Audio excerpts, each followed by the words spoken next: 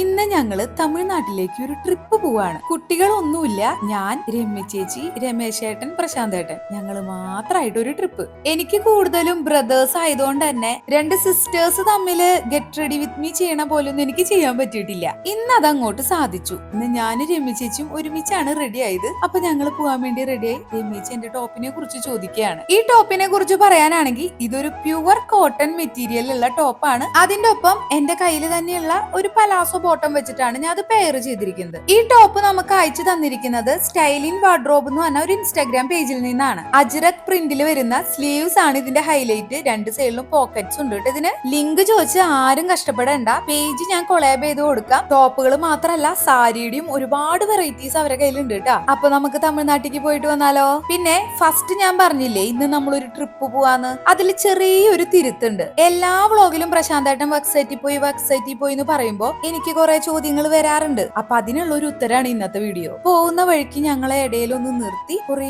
Chips ഒക്കെ ഉള്ള ഒരു ഷോപ്പിൽ കയറി കുറച്ച് വെള്ളവും ചായയൊക്കെ കുടിച്ച് അവിടെ കണ്ട വെറൈറ്റി ചിപ്സ് ഒക്കെ പാക്ക് ചെയ്ത് തമിഴ്നാട്ടിലേക്കുള്ള യാത്ര തുടർന്നുകൊണ്ടിരിക്കുകയാണ് കേട്ടാ.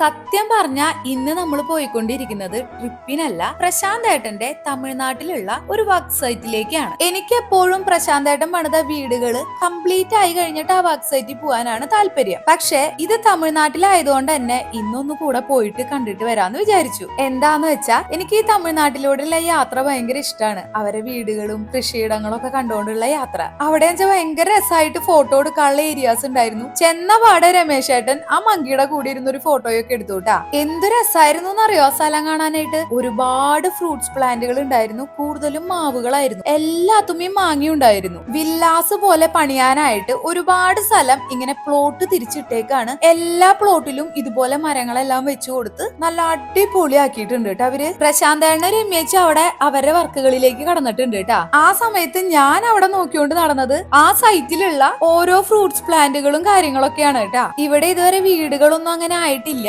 അവരൊരു ഓഫീസ് ഉണ്ട്. അപ്പൊ അതിന്റെ ലാൻഡ്സ്കേപ്പും കാര്യങ്ങളൊക്കെ കാണാനായിട്ട് ഞങ്ങൾ അങ്ങോട്ടൊന്ന് കേറിയിട്ടാ. അങ്ങനെ അതൊക്കെ കണ്ട് ആസ്വദിച്ച് നിൽക്കുമ്പോഴത്തേക്കും നമ്മുടെ ക്ലയന്റ് എത്തിയിട്ടാ. അങ്ങനെ അവരോടൊക്കെ ഒരുപാട് നേരം സംസാരിച്ച് പ്രശാന്തേണ്ണ രമ്യച്ചും അവരും കൂടിയിട്ട് വീടിനെ കുറിച്ചുള്ള കാര്യങ്ങളും പ്ലാനിനെ കുറിച്ചുള്ള ഡിസ്കഷൻസ് ഒക്കെ തുടങ്ങിയപ്പോ ഞാനും രമേശേട്ടനും കൂടിയിട്ട് ആ സ്ഥലം മൊത്തം ഒന്ന് നടന്നു കാണാനായിട്ട് ഇറങ്ങിയിട്ടാ. അവിടുത്തെ വീടുകളെല്ലാം പണിതതിന് ശേഷം അവിടുത്തെ ആൾക്കാർ അതുകൂടെ ഈവനിങ് വാക്കും മോർണിംഗ് വാക്കും ഒക്കെ ചെയ്യണത് ഞാൻ ഇങ്ങനെ ഇമാജിൻ ചെയ്തിട്ടാണ് കേട്ടോ അതിലെ നടന്നത്.